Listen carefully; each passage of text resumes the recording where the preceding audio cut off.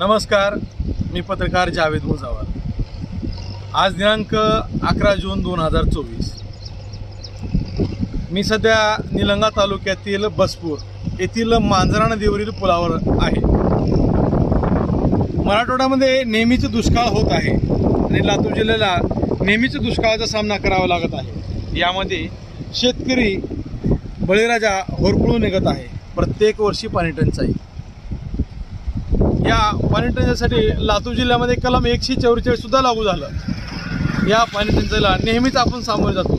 मात्र यावर्षी जून महिन्यामध्ये मागील सलग 8 दिवसापासून मुसळधार पाऊस सुरू आहे। लातूर जिल्ह्यासह निलंगा तालुका, शिवरामपूर तालुका, रेणापूर, निटूर, बाभळगावपर्यंत मागील 2 दिवसामध्ये अतिशय समाधानकारक आणि मुसळधार पाऊस झाल्याने चक्क मांजरा नदीला म्हणजेच आपल्या लातूर जिल्ह्याची जीवनवाहिनी मांजरा नदी ही दुथडी वाहत आहे।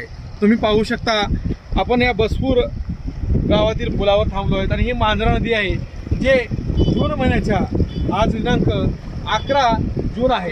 या 11 जूनला ही नदी दुथडी वाहत आहे।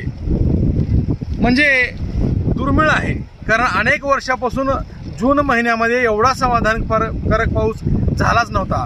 ते यावर्षी झाला आहे। यामुळे शेतकरी समाधानी झाला आहे।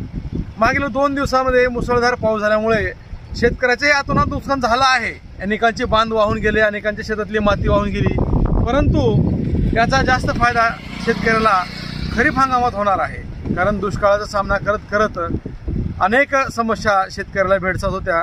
आता पाणी टंचाई दूर होणार आहे आणि 2024-25 वर्ष समाधानकारक जाणार आहे, याची चाहूल लागली आहे। धन्यवाद।